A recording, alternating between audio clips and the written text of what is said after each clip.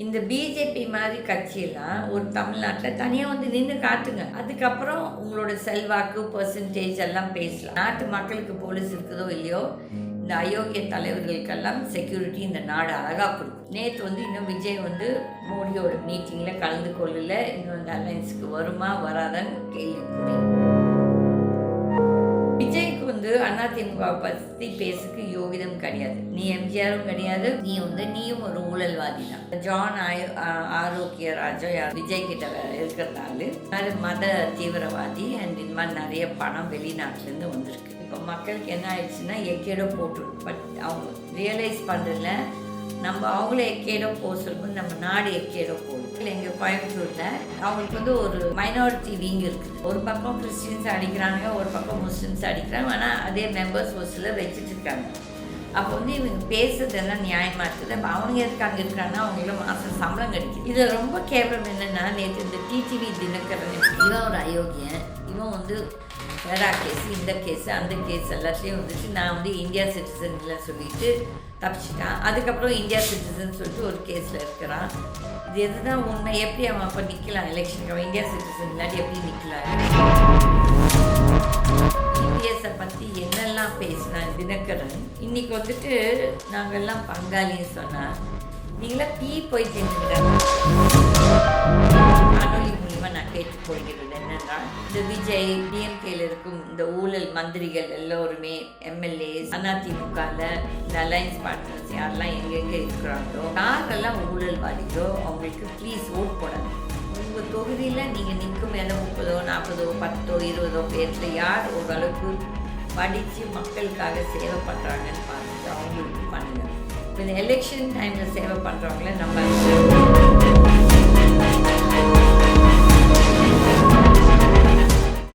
வணக்கம். சுதந்திர party and Geetha TV நேயர்களுக்கு கொஞ்சம் சில நாட்களாக என்னால் ஐ குண்ட் டூ எனி வீடியோஸ் செய்ய முடியல, என்னோடய வேலையோட காரணங்களால். பட் நிறைய சர்ச்சைகள் நடந்து கொண்டு இருக்கிறது அரசியல் ரீதியாக, பொலிட்டிக்கலாக. இப்போ வந்து இன்னும் 2-3 மாதத்தில் எலெக்ஷன், தமிழ்நாட்டில் அசம்பிளி எலெக்ஷன் நடக்கணும். அதுக்காக எல்லா கட்சிகளும் இந்த அலையன்ஸ் இதை பேசி கொண்டு இருக்கிறார்கள். ஃபர்ஸ்ட் வந்து இதில் மெயின் முக்கிய இது வந்துட்டு என்ன பேசணுன்னா, ஒரு பக்கம் திமுக அலையன்ஸ், ஒரு பக்கம் அதிமுக அலையன்ஸ். நேற்று வந்து சென்னையில் மதுராந்தகத்தில் பிரதம மந்திரி வந்து அதிமுக இவங்க என்டிஏ அலையன்ஸ் மீட்டிங் போட்டிருக்காரு. இதில் என்ன ஹைலைட் பண்ணணும்னா, அந்த கூட்டம் சேர்த்துன கூட்டமே வந்து எல்லாருமே காசு கொடுத்து வந்த கூட்டம் ஒன்று. ரெண்டாவது, ஒரு பிரதம மந்திரிக்கு 1008 பிரச்சனைகள் நாட்டோடது இருக்குது. ஆனால் அவர் மீட்டிங்கில் யார் யாரை கை கொடுத்து கொடுக்குறாருன்னா, குடிகாரன், கொலைகாரன், போதை வைப்பவன், ஊரை ஏமாத்துறவன், குள்ள மாதிரி இதெல்லாம் தான் அங்கே அலையன்ஸில் பார்ட்னர்ஸ். ஜான் பாண்டியன் ஒரு ஹையர்ட் கில்லர், அதுக்கப்புறம் வெவ்வேறு அந்த இன்னொருத்தர் அந்த பூனமணியிலேருந்து அவங்க வந்து ஒரு லேண்ட் கிராபர்ஸு. இந்த மாதிரி ஆட்களை வச்சுக்கிட்டு நம்ம பிரதம மந்திரி சொல்கிறாரு ஸ்வச் இந்தியான்ட்டு. ஸ்வச் இந்தியானா நாட்டை வந்து க்ளீன் பண்ணுறது, தட் இஸ் சுத்தம் பண்ணுறது. ஆனால் இவர் என்ன பண்ணுறாரு, அயோக்கியர்களோட கையை குலுக்கிட்டு என்னமோ பெரிய அடுத்தவங்களுக்கெல்லாம் யோகிய சிகாமணி மாதிரி போதிக்கிறார். நம்ம இப்படி இருக்கணும், அப்படி இருக்கணும், நான் யாரையும் சாப்பிட விட மாட்டேன், நான் சாப்பிட மாட்டேன், அப்படின்னா நான் கொள்ளாடிக்க மாட்டேன், அடுத்தவனையும் கொள்ளாடிக்க விட மாட்டேன். ஆனால் இவர் செய்கிறது வந்து ஃபுல்லாக கொள்ளாடிச்சு இவரோட பெனாமி கம்பெனி அதானிக்கு எல்லாம் சேர்த்து வைக்கிறார். இதுங்கட இன்னும் மக்கள் யோசித்து உங்களால் இன்னும் கூட இதெல்லாம் தெரியாட்டி உணராட்டி இதுக்கு மேலே கடவுள் வந்து எந்த ஒரு மக்களையும் காப்பாற்ற முடியாது. ஏன்னா நம்மளோட கர்மாவை அனுபவிச்சே தீரணும். நம்ம வந்து இந்த மாதிரி அயோக்கியர்களை தேர்ந்தெடுத்துட்டு அதுக்கப்புறம் குறையுதுன்னு சொல்கிறது வேஸ்ட் ஆஃப் டைம். இப்போ வந்து அதுக்குன்னு சொல்லிட்டு இருக்கும் ஆளும் கட்சி பெரிய யோகியமானவர்கள்னு சொல்லல, அவங்களும் ஃபுல்லாக ஊழலின் உச்சத்தில் அவங்க உட்காந்துட்ருக்காங்க. ஊழலில் உச்சத்திலிருந்து இறங்கி உட்காந்துட்ருக்குது அதிமுக. இன்னும் அவங்க வந்து ஆட்சிக்கு வரணும்னு பிளான் போட்டுட்ருக்காங்க. இது நான் எதிர்பார்க்குறது என்னென்னா, நிஜமாகவே அந்த கடவுள்னு ஒன்று இருந்தா, இல்லாட்டி ஒரு சக்தி இருக்குதுன்னா நம்மளுக்கு மேலே நான் நம்புகிறேன் சக்தி இருக்குதுன்ட்டு. ஆனால் அந்த சக்தி என்ன சொல்லுதுன்னா, நீங்கள் மக்கள் தான் தேர்ந்தெடுக்கணும், நீங்கள் வந்து யோசிக்கணும், நீங்கள் எப்போ மாறப் போகிறீங்க, நீங்கள் எப்போ உங்களோட இந்த வாக்கு சீட்டுகளை கரெக்டாக நீங்கள் போடுவீங்கன்னு சொல்லிட்டு கடவுள் பார்க்குறார். கடவுள் என்ன சொல்கிறார், நீங்கள் வந்து இந்த மாதிரி ஊழல் பண்ணவனே நீங்கள் எதுக்கு தேர்ந்தெடுக்கிறீங்க, நீங்கள் தேர்ந்தெடுக்காட்டி அவன் வரல, நீங்கள் தேர்ந்தெடுக்கிறதால தானே அவன் வரான். ஸோ அதில் நீங்கள் எப்போ பாடம் கற்றுக் கொடுக்க போகிறீங்கன்னு சொல்லி தான் என்னோடய கடவுள் என்கிட்ட கேட்குறாரு. எனக்கு ஒரு 10-20 நாளாகவே பெரிய ஆர்கியூமெண்ட், என் கிருஷ்ணரோடையும் சிவனோடையும் காளிமாவோடையும் எல்லா சாமியோடும் நான் சண்டை போடுவேன். ஸோ அதில் அவங்களோட என்னோடய ஆர்கியூமெண்ட் என்னென்னா, நீ இப்படியே கர்மா சொல்லிவிட்டு இந்த அயோக்கியர்களெல்லாம் வாழ விடுறியே, நல்லா வாழ்ந்துட்டுருக்க நியாயமாக நீதியாக உண்மையாக வாழ்கிறவங்கள வந்துட்டு நீ கஷ்டப்பட்டுட்டு தான் இருக்கிறேன்னு சொல்லிட்டு சாமியோட சண்டை. மேபி அவங்க நம்மளை சோதிக்கிறாங்களோ என்னமோ, எந்த அளவுக்கு நீங்கள் தாக்கு பிடிப்பீங்கன்னு சொல்லிட்டு அதில் நம்மளுக்கு சோதனை மேல் சோதனை தான் கொடுத்துட்ருக்காங்க. ஆனால் நான் வந்துட்டு எதை பற்றியும் போது என்னோடய லைஃப்பில் நான் வந்து எதை பற்றியும் கவலைப்படலை. நான் வந்து சொல்ல வேண்டியதை சொல்கிறேன், கேட்குறதும் கேட்காததும் நேயர்களோட விருப்பம். நம்ம வந்துட்டு யாரையுமே வற்புறுத்தக்கூடாது. ஓகே, இந்த ஒரு சூழ்நிலையில் இப்போ வந்து இந்த இந்தியா அலையன்ஸ் ஆகட்டும் சரி, திமுக அலையன்ஸ் ஆகட்டும் சரி, இல்லாட்டி இந்த விஜய் ப்ளஸ் நாம் தமிழர் இவங்க எல்லாருமே யாருன்னா ஒருத்தராவது இவங்க பேசுறதுக்கு யோகியமாக இருக்காங்கன்னா கிடையாது.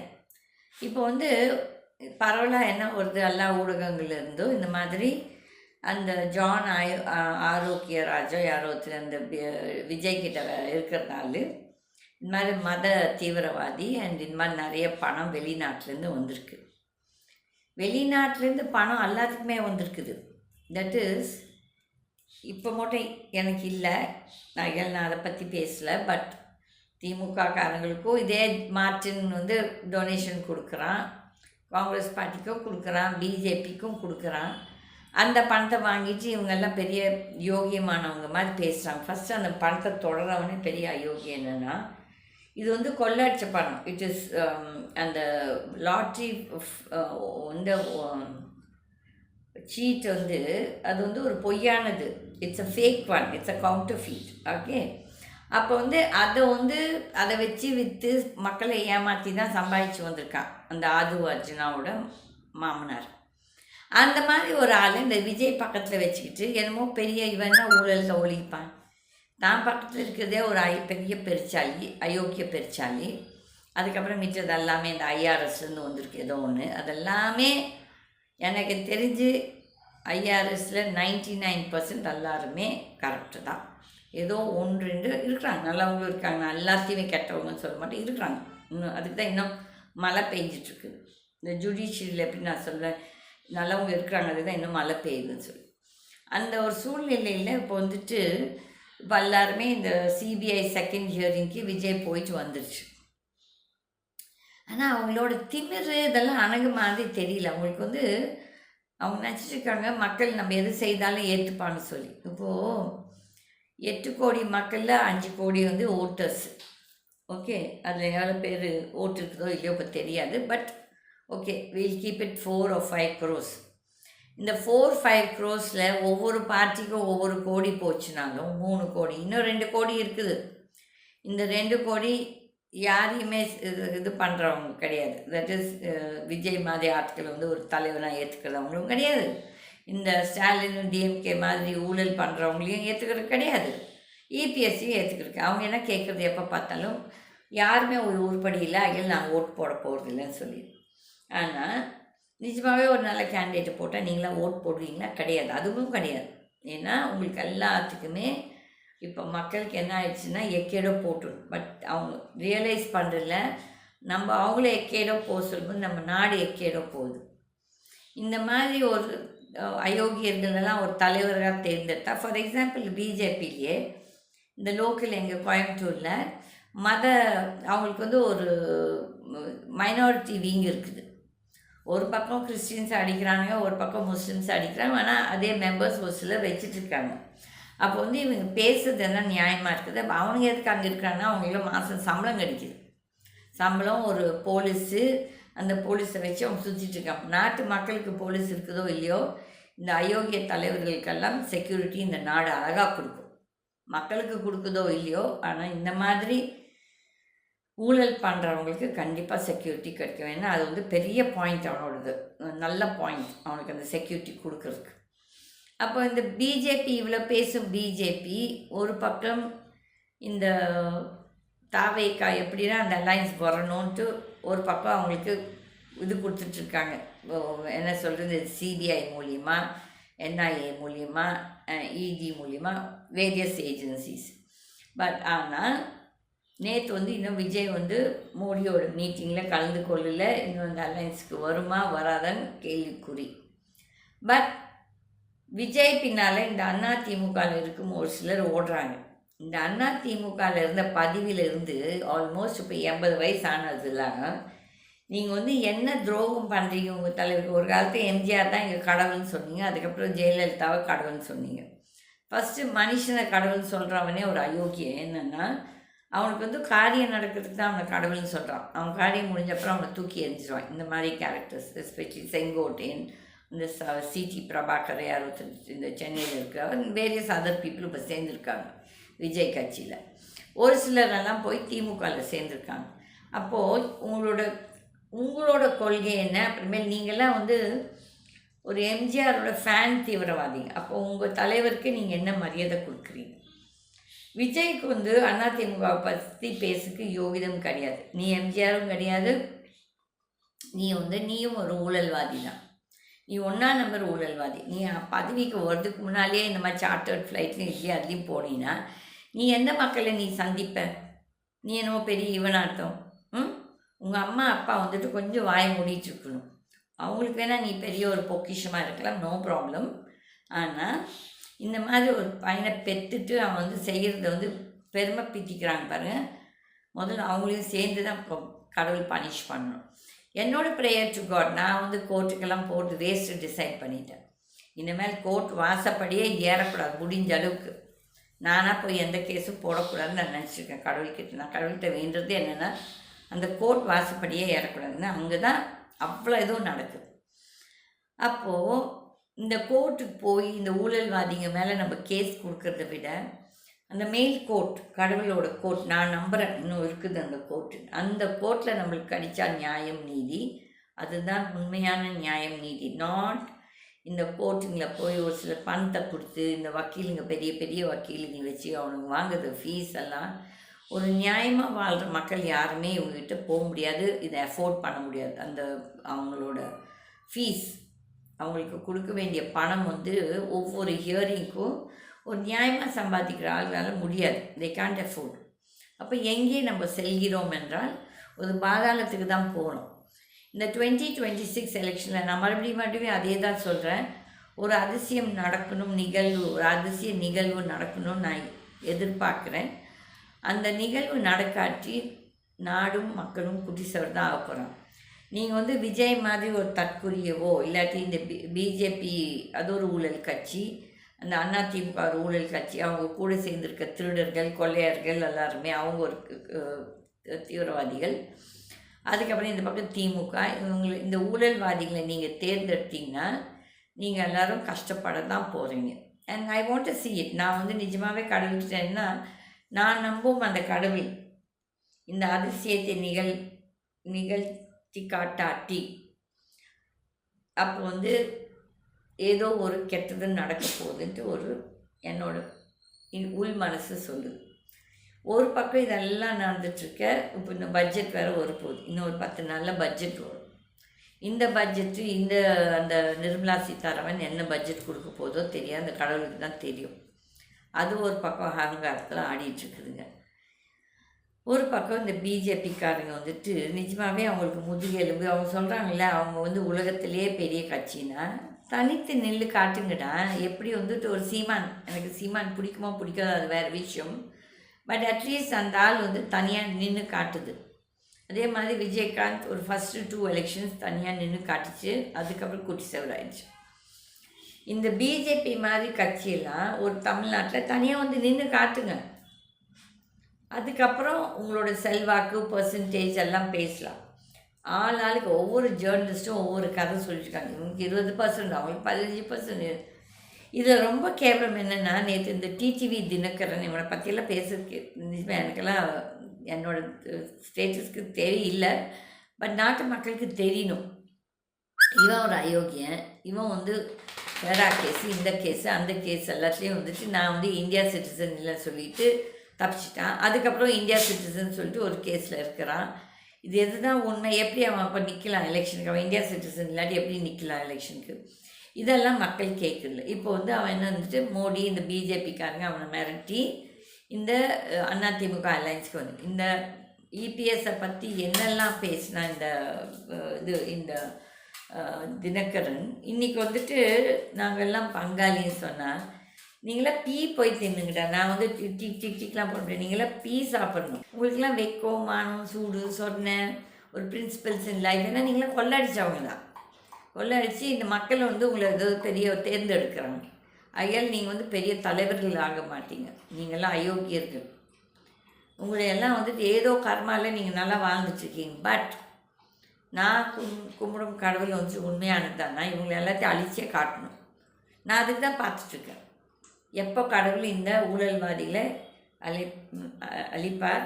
ப்ளஸ் இந்த விஜய் மாதிரி இந்த விஜயோட ஒரு கோஷ்டி, அந்த தொண்டர்கள், அந்த ஃபேன்ஸு எல்லாம் வெறி பிடிச்சவனான்னு பேசிகிட்டு இருக்கான்.